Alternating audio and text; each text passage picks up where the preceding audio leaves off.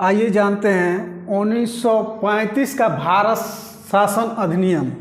1935 का भारत शासन अधिनियम की कुछ विशेषताएं के बारे में जानते हैं। भारतीय संविधान के अंदर करा कि इस अधिनियम में 451 धाराएं थी। कितनी धाराएं थी? 451 और 15 परिशिष्ट थे, 15 अनुसूचियां थी। करा कि इस अधिनियम की कुछ महत्वपूर्ण विशेषताएं थी जो हमारे संविधान में आज भी निहित हैं। इसकी जो है कुछ धाराएं करा कि अखिल भारतीय संघ की स्थापना हुई 1935 के भारत शासन अधिनियम के तहत अखिल भारतीय संघ की स्थापना हुई। दूसरा है प्रांतीय स्वायत्तता, यानी कि जो है प्रांतों में द्वैध शासन प्रणाली का अंत हो गया। प्रांतों में द्वैध शासन प्रणाली का अंत 1935 के भारत शासन अधिनियम के तहत हुई। फिर कह रहा है कि केंद्र में द्वैध शासन की स्थापना हुई। कह रहा है कि तीसरा जो है विशेषता है केंद्र में द्वैध शासन की स्थापना हुई। परामर्श देने हेतु मंत्रिमंडल की व्यवस्था की गई।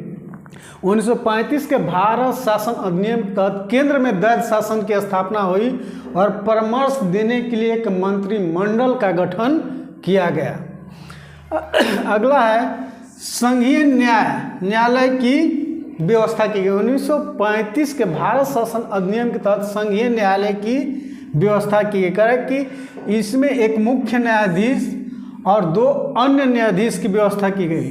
परंतु फिर भी इसमें एक जो टॉपिक था कि अंतिम शक्ति जो है प्रिवी काउंसिल के पास ही रहेगी, यानी लंदन को प्राप्त थी। यानी कि अंतिम शक्ति जो काउंसिल को प्राप्त थी, प्रिवी काउंसिल को जो लंदन में थी और उसको प्राप्त थी।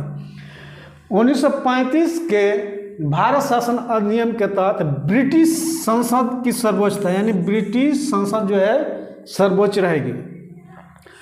अगला है विशेषता भारतीय परिषद का अंत कर दिया गया। भारतीय परिषद का अंत कर दिया गया और सांप्रदायिक निर्वाचन पद्धति का विस्तार किया गया। सांप्रदायिक निर्वाचन पद्धति का विस्तार किया गया और इस अधिनियम में जो है प्रस्तावना का अभाव था। 1935 के भारत शासन अधिनियम में प्रस्तावना का अभाव था। अगला है कि इसमें जो सांप्रदायिक निर्वाचन पद्धति का विस्तार किया गया। तो ये जो थी 1935 के भारत शासन अधिनियम की प्रमुख विशेषताएं थी। धन्यवाद।